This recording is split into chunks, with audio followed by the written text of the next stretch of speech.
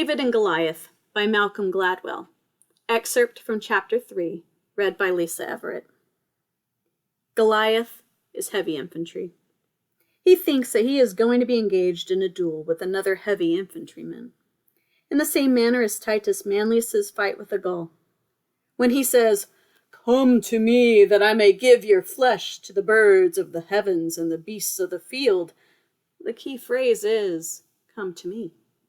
He means come right up to me so that we can fight at close quarters. When Saul tries to dress David in armor and give him a sword, he is operating under the same assumption. He assumes David is going to fight Goliath hand to hand. However, David has no intention of honoring the rituals of single combat. When he tells Saul that he has killed bears and lions as a shepherd, he does so not just as testimony to his courage, but to make another point as well. What he intends to do is fight Goliath the same way he has learned to fight wild animals, as a projectile warrior. He runs toward Goliath because without armor, he has speed and maneuverability. He puts a rock into his sling and whips it around and around faster and faster at 6 or 7 revolutions per second, aiming his projectile at Goliath's forehead, the giant's only point of vulnerability.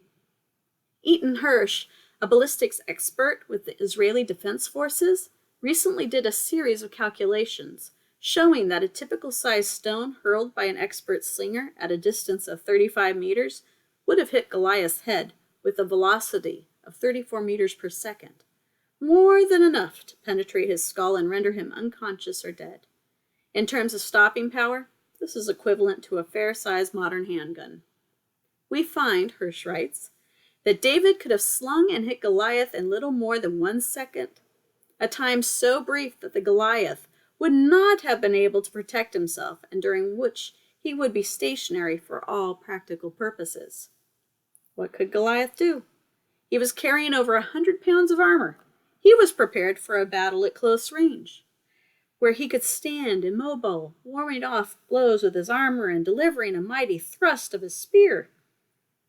He watched David approach, first with scorn, then with surprise, and then with what can have only been horror, as it dawned on him that the battle he was expecting had suddenly changed shape. "You come against me with sword and spear and javelin," David said to Goliath, "but I come against you in the name of the Lord Almighty, the God of the armies of Israel, whom you have defied. This day the Lord will deliver you into my hands, and I'll strike you down and cut off your head. All those gathered here will know that it is not by sword or spear that the Lord saves, for the battle is the Lord, and he will give all of you into our hands." Twice, David mentions Goliath's sword and spear, as if to emphasize how profoundly different his intentions are. He reaches into his shepherd's bag for a stone, and at that point, no one watching from the ridges on either side of the valley would have considered David's victory improbable.